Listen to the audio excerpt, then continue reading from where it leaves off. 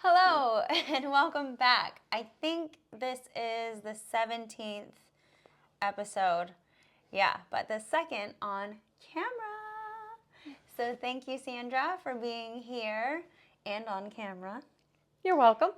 So I asked you to do this interview because you're someone that is very inspirational to me in my life. So I wanted to Thank you. invite the rest of the world to be inspired by you. Okay. I'll do my best. So, Sandra, you're someone who, doesn't care what anybody else thinks, that's for sure. Well. And, and you're very, if I like it, I'll do it. Yep. You don't take into consideration judgment or anything like that, which in this day and age I feel is very common. People are like, oh, what will people think? Or, what will, I don't know, I don't know. They take a lot of other people's opinions into consideration before making a decision. And I would like to be more like you in that way, where I like it, I'm going to do it. Where I'm leaning that way, but I still have the old belief system of oh, maybe people will judge me, maybe I'll, So, with that said, I'm going to let you introduce yourself and maybe some fun things that you admire about yourself, and then I'll ask you some questions about, your accomplishments, because there are a lot. Thanks, Serena. Yeah. Hi, I'm Sandra Minjo. I've known Serena for, gosh, what's it been, like 6 years? Yeah. Yeah, About like 6 that? years, yeah. Okay. I guess things about myself. I moved from Michigan to California a little over 30 years ago by myself without a job. Yeah, very brave. Which everybody tells me was very brave, and it just, I don't know, didn't seem like that at the time. But I was sick of Michigan winters, and I wanted to live somewhere where I never had to see snow again. I can go visit the snow when I want to, but I don't have to have it impede my daily activities. Yeah. So that was my main reason for getting out. I did some traveling to try to figure out where I wanted to go. Went to several places, and I felt like I fit here in the San Francisco Bay Area. I also tried the Los Angeles area, and I had some family in Atlanta, and didn't like that at all. But yeah, so it was a good fit for me. I did have some family in the area, so I still had somebody to get together with on holidays and that sort of thing. This always means something. So I've been out here ever since. And, moving by myself kind of really forced me to have to be more independent and not depend on other people. But even before then, I mean, like I said, I had to go look at other places around to figure out where I wanted to go. Yeah. So I vacationed by myself to go investigate those places. And that really helped me get a feel for, did I want to, live in this environment, because I had to fight to do things on my own while I was there visiting. Yeah. So I guess my parents kind of raised me to be a very independent person. And that was one of the reasons why I felt like I didn't really fit in Michigan too, because there was this you have to do it this way kind of a thing there. Yeah. And I joke about how when you're in Michigan, if you believe one thing and the person you're talking with believes something else, each person thinks it's their job to convince the other one they're wrong. Yeah. Yeah. Where out here, it doesn't feel quite so much that way. Out here in California, the San Francisco Bay Area, it's more like, oh, wow, that's different. Tell me more about that. That's really cool. I want to know more about that. Yeah. And I felt much more comfortable in that kind of an atmosphere because I do want to learn more about things and other than what I grew up with in the Midwest. Yeah. Yeah. I love that. And so it just, although there is a little bit of that, wherever there is. you go. Oh, everywhere, yeah. So have you ever faced someone I mean, without getting political, because we don't want to get political on Okay. on the cast. Okay. But aside from that, like a choice that you've made, like for instance, maybe not having children, because that's a choice that I've also made myself, and I've come across people who are like, "Oh, you'll change your mind." Oh yeah. I don't know. Oh, yeah. I'm nearing 40 and I still haven't changed my mind. So, do I love children? Yes. Am I good with children? Yes. I just don't want any of my own. And that's okay, right? Like, Right. I think it's okay. I think it's you okay. think it's okay. A lot of people don't. A lot of people it. don't. Yeah. So, not that, maybe, whatever. Can you think of something that you've decided to do that you've faced? Opposition. Yes. Yeah, absolutely. And how do you deal with that? What if someone is out there is like, well, I want to do this. My entire family is telling me you may be the opposite, or you're a bad person if you don't do this this way, you know? Yeah, Like, yeah. But your heart's not in it. Yeah, yeah. So I have, the kid thing has definitely been something I've dealt with for my life. I don't have kids. I had considered for a while adopting older kids. I'm not a big fan of babies. I don't understand what you need. Talk to me. But, like 5 and up, they're a lot more fun. Yeah. You know, Yeah. So they can talk to me, So, I did consider adopting for a while. I just got so hung up in my career, I never got around to it. But, I did get a lot of pushback from people for a long time, and about not getting married, not having kids. Those were like 2 major milestones in your life that you had to accomplish. And especially as a woman. as a woman, yeah. I mean, you got to get married, you got to have kids. It's just like, it's the rule. Yeah. And I never really felt driven for that. I was much more driven to the work stuff, my career and finding a fit in the world and, giving back sometimes to the community and all those things than I was about getting married and having kids. I mean, I've dated, I've had long-term relationships with people, and for one reason or another, they didn't work out, probably mostly me. Let's be honest. Self-awareness. Self-awareness, exactly. Okay. I know I can be a bit of a bother. But yeah, and it's funny because a lot of the same people that were pushing, you got to get married, you got to have kids, came to me when I was in my 40s, and they're like, "You're so lucky you don't have kids." I hear that because now. You can go out and do this. You don't have to worry about, what your kids are up to and, how you're going to get your kids out of the house and how are you going to, like, you don't have any of that. Yeah. Because you don't have, oh, you're so lucky. It's like, that was a choice. Yeah, it's not luck. It's just, yeah. So part of it is just being able to see the long-term effects of your decisions to help you make the right decision for yourself. Like, do I want to, 20 years from now, have this in my life, or do I want that in my life? Right. It's not just about what do I want today. Yeah. It's like, what are my long-term personal goals? And where do I want to be? Where do I see myself in X amount of time? Now, has my life turned out the way I planned it? Absolutely not.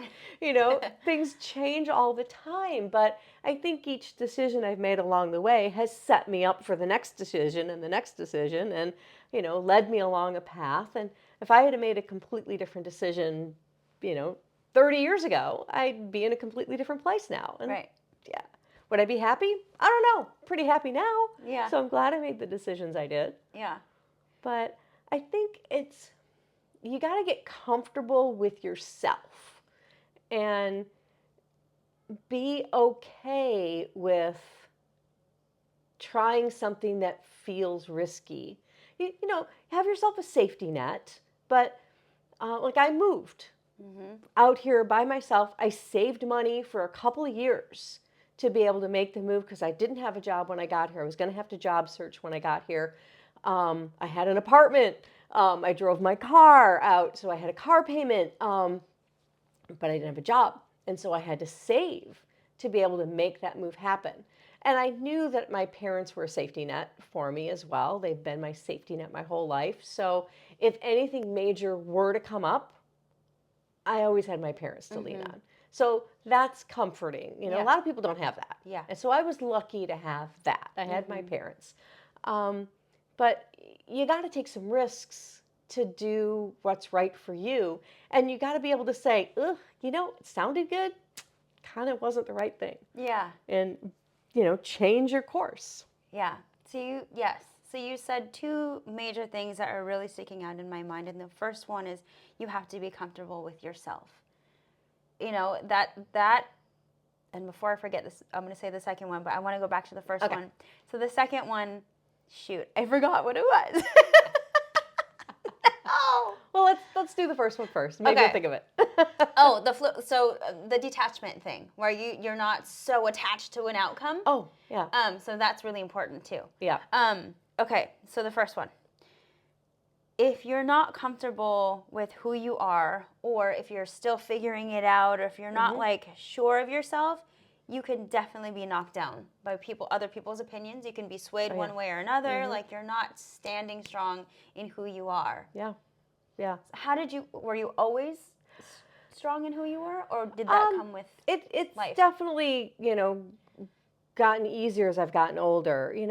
I've as a younger person, I was always swayed by other people's opinions, oh, well, everybody says I should do X, maybe I should do X, everybody says I'm good in math, so I should be a math teacher. So I went to school and I got a math degree. Yeah. If I would have known what engineering was, I probably would have gone into an engineering background, but I didn't know what that was.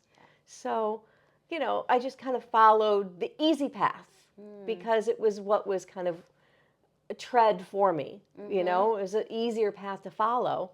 And as I've gotten more comfortable with myself, I can say, well, yeah, I could go down the easy path, but that looks really pretty over there. I want to go check that out for a minute. And if I don't like it, I can come back. It's not like I'm making a decision that I can't turn away from. Yeah. So like right now, I've been in school. I've been taking classes toward a master's degree in bioethics. It's very interesting stuff. I'm really feeling like I'm learning a lot.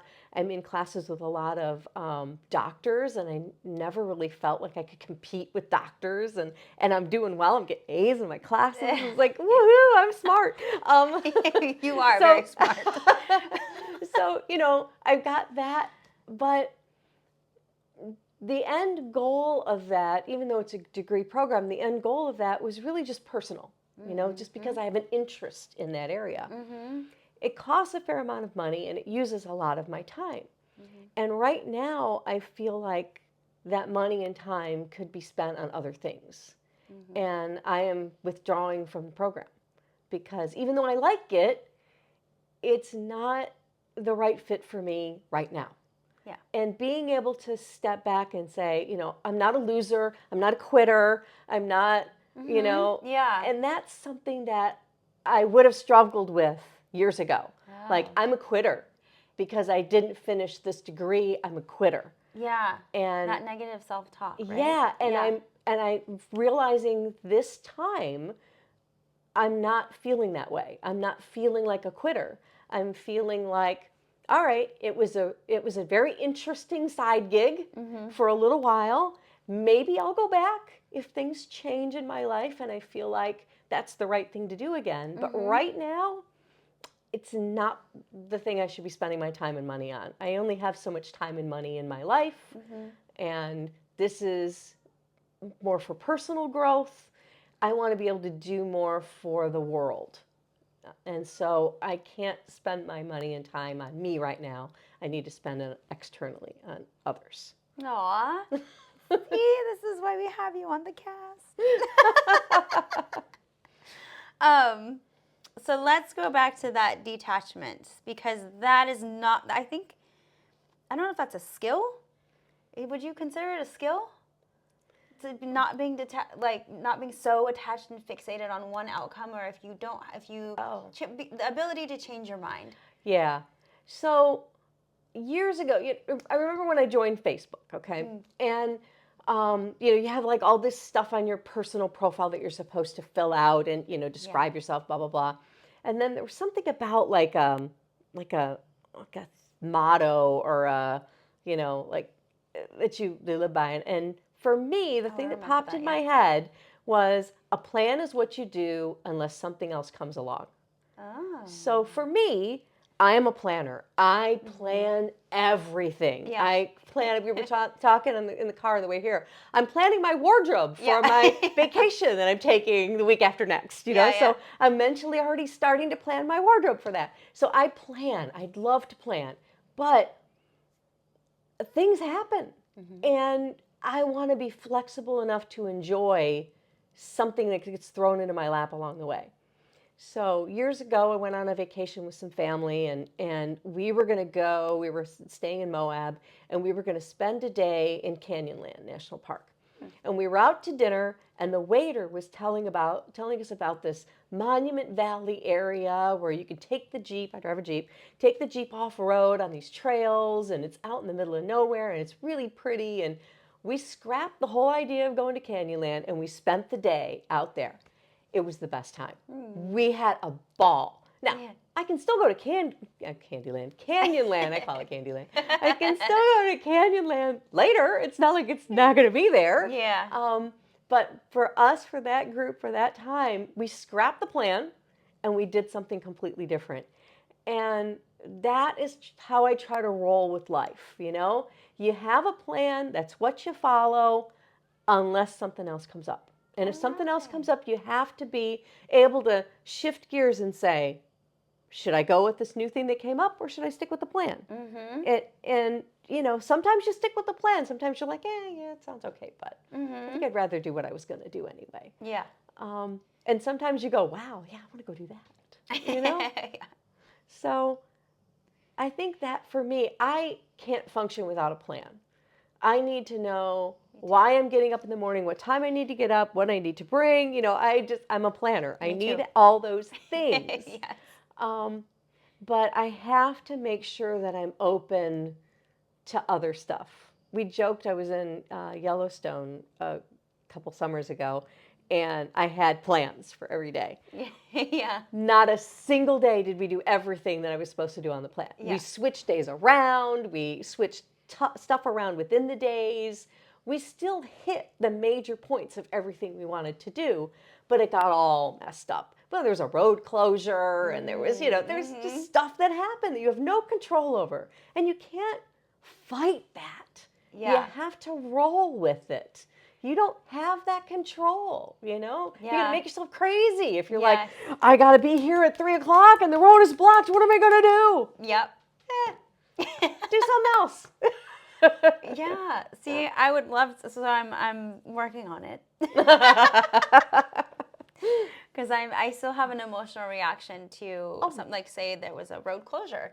You have to accept there's an emotional reaction, but then you have to start, okay, what's plan B going to be? Yeah. You know, like, I'm not going to be on time. What's plan B going to be? I think I just need to get there faster. Yeah. And that takes a little maturity. You need to get used to having things shift away underneath you as you're going along. Yeah. So that just comes with life experience then. Well, and I think it comes with practice. You know, it's not so much that it's just a maturity thing. It's how many times has life thrown things at you and you've had to shift gears? Each time it becomes a little easier to shift that gear. Yeah. Because you're like, oh, yeah. And so now you just get to expect it. Like, what's going to happen? Like, here I'm setting out to do this set of things. Something's going to happen. What's it going to be? You know? Yeah. It's you just get to expect that whole saying, expect the unexpected. Yeah. But I like to say, if expecting the unexpected, if you expect the unexpected, then doesn't that make the unexpected expected? Oh, yeah. Yeah. So, I kind of have an alternate plan B that I can throw together. Yeah. Because something, threw me out of whack. Yeah.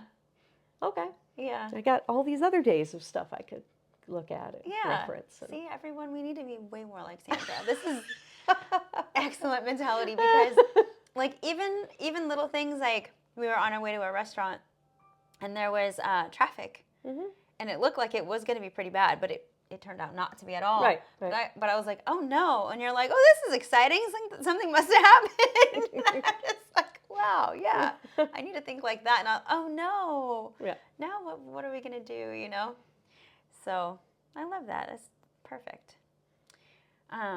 Let's see. So you are very smart. And something that I admire. So I really love when I'm not good at something and someone can do it and do it well, right? Or something that I just don't. So you went skydiving, first of all. There's that. Yeah. Once. Which is, I'm scared of heights. So I'm just like, wow. I didn't really enjoy it, so it's only once. But I tried. But you did it. But I tried. Yeah. That's something that I won't try.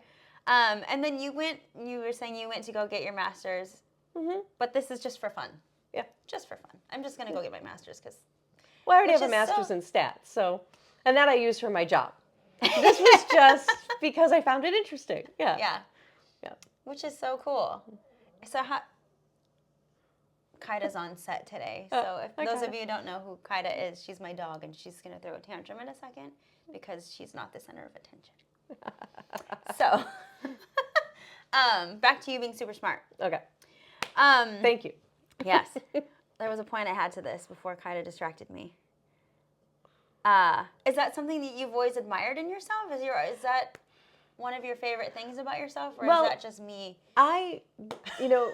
My family is apparently very smart. And so I grew up with that, and I didn't realize that wasn't normal. You know? Yeah. Like the banter and the things that we did in my family are not things other people do. Like, I lose people sometimes, and so is your whole family super intelligent then? My mom, my dad, and the three of us kids. Oh yeah.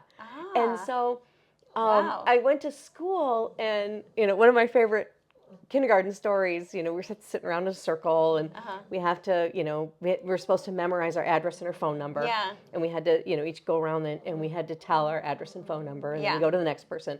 And I was sitting next to a kid that lived on the same street as me.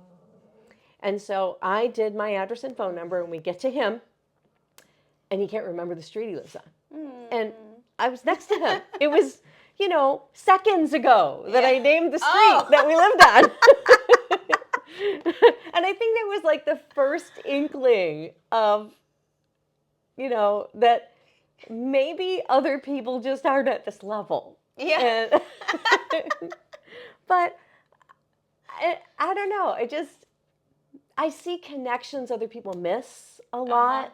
And I think it's just that kind of, I can be out somewhere and, look, I remember being out with you that one time where that crazy woman came up to us at the table. She was asking to use my cell phone, and I told her no. And you said, why was she asking to use your cell phone? She has a cell phone. Yeah. And I said, that's what you noticed about her? You didn't notice she wasn't wearing any pants?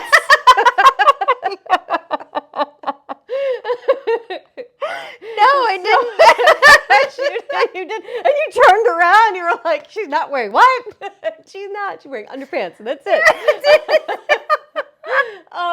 So, it's that noticing the stuff going on around your awareness. A lot of people are just so hyper-focused on the one little thing of concern to them that they don't even see the bigger picture of what's going on. And I think that's I had a boss one time who was frustrated. She was trying to get the little old school, trying to get the little label out of those binders, those plastic binders, and it had the label stuck in there. Yeah. And she's like, she threw the thing down. She says, I'll give anybody $100 if they can get this label out of here. And so I pick it up, and I get a ruler, and I stuff it down behind the thing, and I slide the label out, and I hand both of them back to her, and I put my hand out. All right, where's my $100? And she just stared at me like, wow. Yeah. So that, that common sense stuff, and that's what I grew up with, we are definitely problem solvers. We see the bigger picture. We figure out this stuff. And a lot of people just don't seem to know how to put all those pieces together. No. Yeah. Yeah. But that's totally something that takes practice. It takes practice to be able to sit back and see what's going on around you and be aware of what's happening, and have those more open, not blinders on, and see the connections of things. Yeah, definitely practice. Yeah. And I think spending a lot of time by myself has helped with that. Like, I don't I don't mind going out to restaurants and movies and, vacationing by myself. Yeah. And so when you're sitting by yourself, this is, again, I'm old, not attached to the phone back in the Yeah. day. Maybe I'd have a book with me, Yeah. but it's hard to read and eat. So with a phone, Yeah. with paper, Yeah. book. So Uh-huh. you put the book down and eat, and so you're aware of what's going on around you, and you hear half conversations here and there, and kind Yeah. of chuckle, and yeah, yeah. So I think it does come with practice, and I think for me, growing up in a family where you know, we challenged each other, Yeah. like it was just part of life. Like dad would pronounce things more phonetically Oh. because when he was a kid, he was like a spelling bee guy. And so he learned how to, he pronounced them phonetically in his head so that it would help him spell them correctly during the spelling bees. So we learned how to pronounce things in very weird ways, and we still use them to this Yeah. day. You and I hear your sister and Yeah, yeah. And like when we plural things, anything that Yeah. ends in a US, we plural as an I. So Prius, the plural of Prius is Prii. Yeah. The plural of Kleenex is Kleeneces. So, that's the humor in my family. So Yeah. it's more of an intelligent kind of a humor. Yeah. And so I was brought up that way. Yeah. It's just second nature because it's what we did. Yeah. Yeah. That's awesome. Yeah. So I think, it's harder to learn it later in life when it hasn't been, just the way you bantered as a kid. Yeah. Yeah. I would think. Yeah. Yeah. So do you have any advice for anyone out there who's struggling with self-identity, wanting to do something but is held back by fear of taking a chance or maybe maybe opposition? Haida has something to say about Yeah. this. She's being held Is there back. something she is today? I'm sorry, I need to silence you for 5 more minutes, please. Thank you. Anyway. I would say to kind of break it up into a small thing to try first. So instead of like saying I want to do something completely different than everybody else has ever done, and I want to be so, like that's a big stretch for a lot of people. Yeah. Like what's one little thing that I could do that would test the waters? And Do you have an example? Well, let's say that, Might have to stop it for a second. like small examples to start. Like you want to be more independent. You want to be able to do things on your own. Yeah. Try going to a movie by yourself with nobody else there. Yeah. And sit through the movie.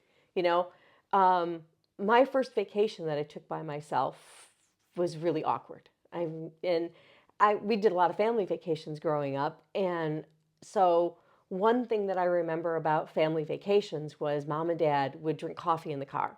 It was the only time they ever had coffee in the car. They didn't drink coffee in the car when they were, going anywhere else, running errands or anything. It was only on vacation.